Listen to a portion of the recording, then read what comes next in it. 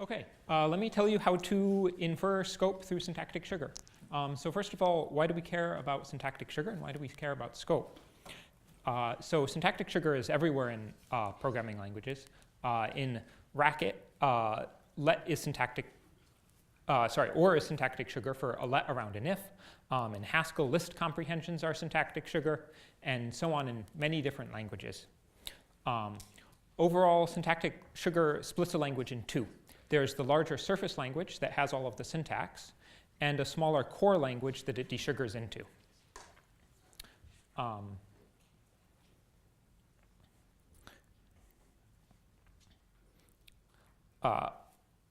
Okay, and scope. So syntactic sugar is great because it makes it much easier to extend your language. But it also obscures some things. So one of the things it obscures is scoping information. Now, why do we need this? Specifically, why do we need scoping information for the surface language? Well, if you want to be able to do automatic refactoring, or if you want nice editor features like showing where variables are bound, all of this requires scope information for the surface language. That seems pretty easy, though. Let's just write it down. So here's an example, named lambda. This is a piece of sugar. I won't tell you its definition, but I'll tell you what it does. So it's like lambda, but it gives the function a name so that you can call it recursively in its body. So let's see if we can work through the scope for named lambda. So first of all, the parameters are bound in the body because it's like lambda. What else? Let's see if we can get all of the scope for this.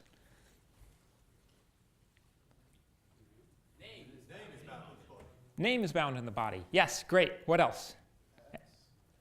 Plus is bound in the body. Yeah, everything from the global scope. Yep. Which I won't show here, but yes, that's a good point. Other things?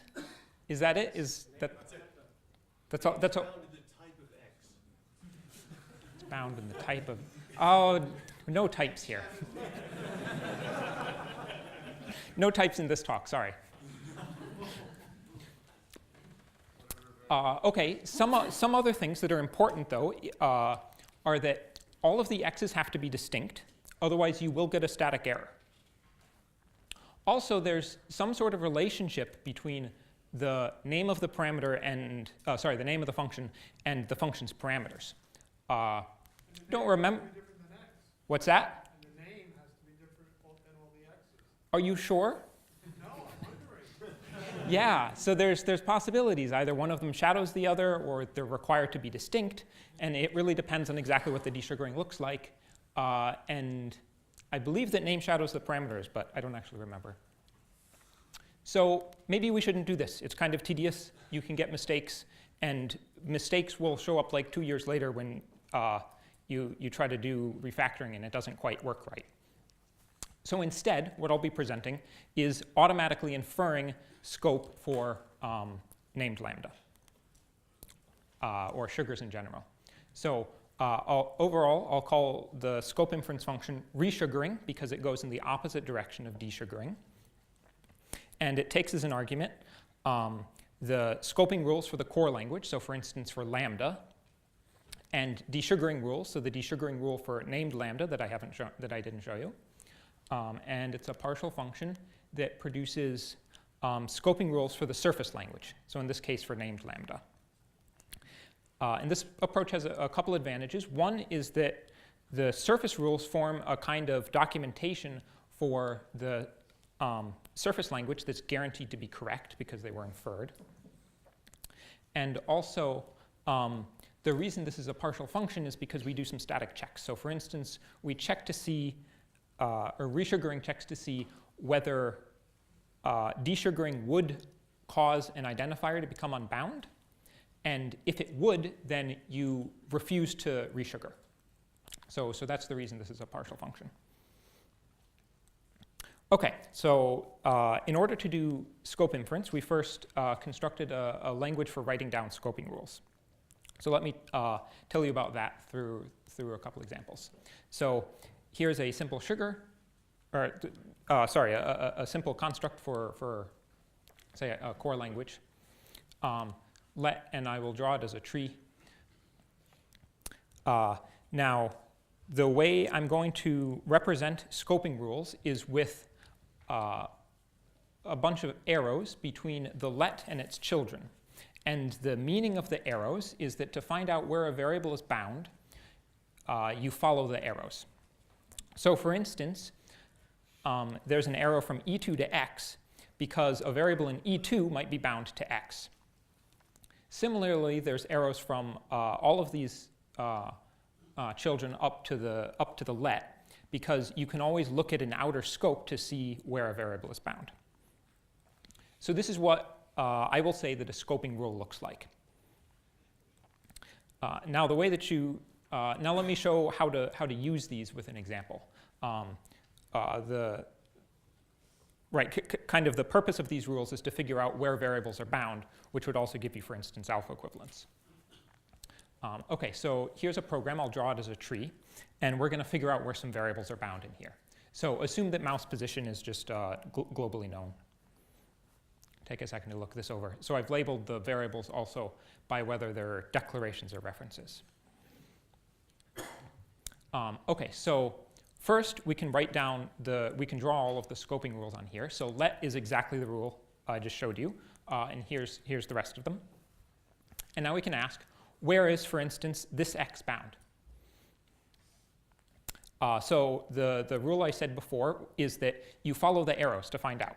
And there's a path to exactly one declaration called X, and so that's where this X is bound. And now we can ask a slightly trickier question, where is this X bound? And this is harder because it actually has paths to two different declarations. And so we need some way of breaking the tie. And the rule I'll give for breaking this tie is that since there is a path from one declaration to the other, the declaration at the start of the path shadows the other one. And so X will be bound there. So this is the way of capturing shadowing. Let's see. I should note at this point that these diagrams are somewhat simplified. Look at the paper talks about imports versus exports, but for the purpose of the talk, I wanted to keep things a bit simpler, and it shouldn't interfere with this talk. Okay, so overall, the purpose of these arrows is to tell you. These arrows are useful insofar as they define when there is a path from one variable to another. That's the important concept. And paths have a couple of properties. One is that they're reflexive, and another is that they're transitive. So what we really have here is a reflexive and transitive relation. So what I've been describing to you is scope as a preorder. So more formally, scope preorder over a term T is a preorder over the variable references and declarations of T. And its meaning comes in two parts.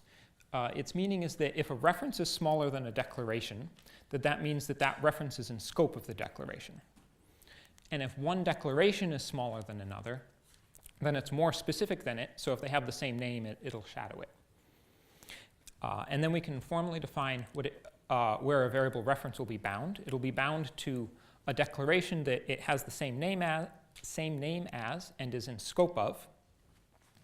And if there's more than one of those, it'll be bound to the least such declaration.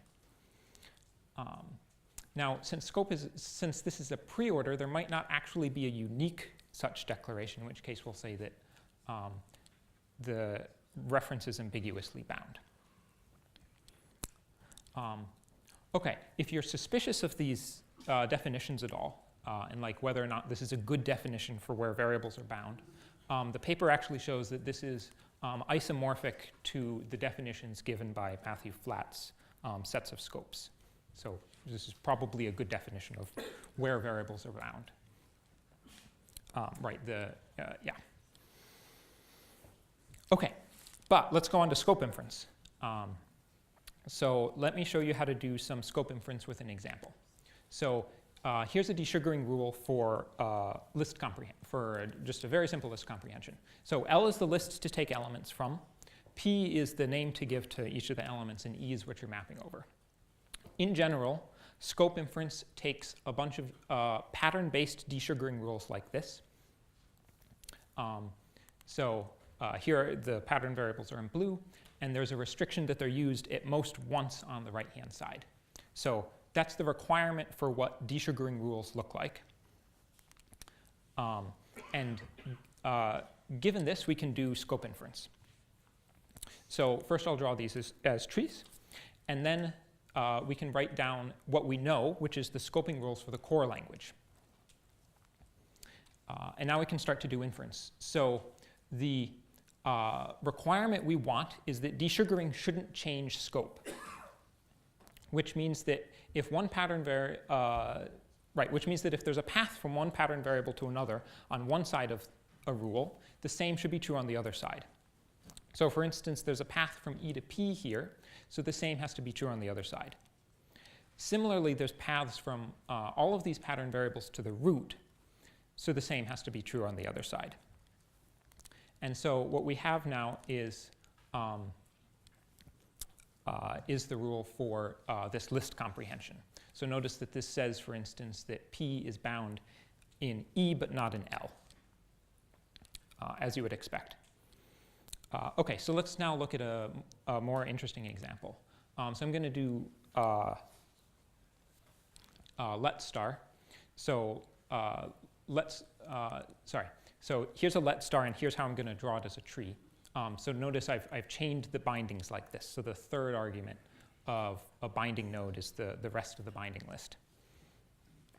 So let star has multiple bindings, and earlier bindings are visible in later bindings. So this is a valid program that produces one. Okay, so that's what I mean by let star. So let's look at its desugaring. So the reason I chose it is because it has a recursive desugaring. So we have some more interesting inference. So in the base case, there's no more bindings, and so we'll desugar just to the body of the let star. Don't worry too much about the begin. In the recursive case, there's at least one binding, and so we'll have a regular let to bind it up top, and then recursively desugar the rest of the bindings. So now to do inference, we can start by writing down the scoping rules we know for the core language. But notice that we don't know everything on the right-hand side because it's recursive. We don't know the rule for let star yet. But even so, we can start to do inference. So first we know that there's first we can see that there's paths from x and E1 to the root. So the same must be true on the other side. And now we can do a different kind of inference step. We notice that there's this arrow that we just inferred represents a fact about let star that has to be true for every occurrence of let star, because it only has a single scoping rule.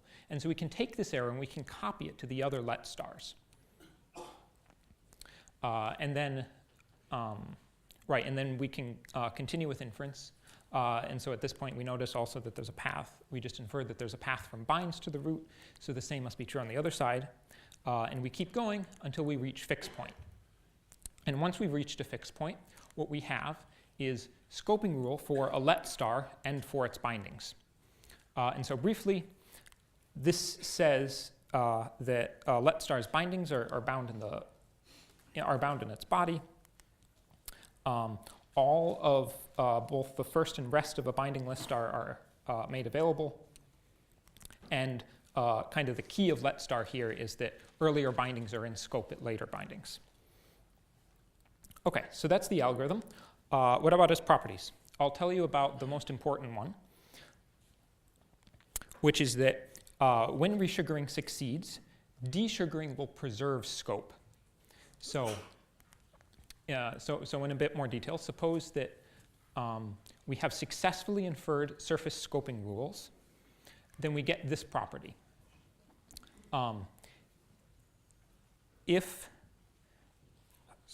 The scope preorder of a term in the surface language using the inferred scoping rules is the same as the preorder of the desugaring of that term using the original scoping rules. So what this is saying is that instead of desugaring a term to check its scope, you can instead check it directly with the inferred scoping rules. Right, and the reason that this is scope inference is a partial function is because sometimes there are no surface scoping rules such that this property holds. So basically, it tries to and so it will reject desugaring rules if there does not exist a surface scope such that this property holds. Okay, so to evaluate this, we tested it on 3 different languages. First, the binding constructs that bind values in the Pirate language. Pirate's an educational language developed at Brown. Then list comprehensions in Haskell. And finally, all of the binding constructs in R5RS scheme. And scope inference worked successfully for all of these except for do. If you're willing to with a modification to the syntax of do, we can also handle do, but not exactly as it is. So overall, this was about 500 lines of test cases, most of it describing the core language scoping rules, and all of it together runs in 4 milliseconds, so it's pretty fast. Okay, so wrapping up, overall, I've given you a definition of scope as a preorder and showed how to use it as a binding language, and showed you how to do scope inference using using scope as a preorder. In the paper, I also talk briefly about a new way of viewing hygiene that scope inference makes available. And all of this is available on GitHub. And I couldn't find the PNGs, but also artifact evaluated is all good. Thanks.